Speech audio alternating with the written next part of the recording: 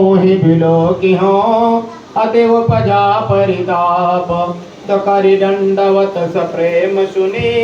शोषण मुख कर जोरे विनय करत गद गद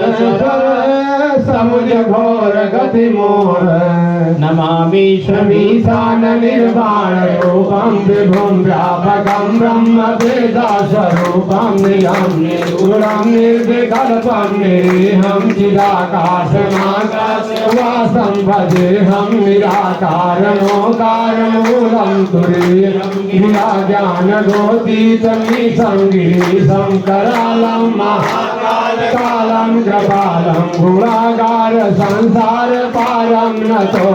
तुषारादि संकाश गौरंगमेयं मनोभूत कोटि प्रभासे शरीरं विस्फुरन्मौल कल्लोलनी चारु गंगा लसत बाल भाल गंडे भुजंगा चलत कुंडलं रोसुनेत्रं विशालं प्रसन्नाननं नीलकण्ठं दयालं मृगाधीश सर्वामरं मुण्डमालं प्रियं शङ्करं सर्वनाथं भजामि प्रचण्डं प्रगल्भं प्रगल्लभ पर्येशं अखण्डं जडं भानुकोटि प्रकाशं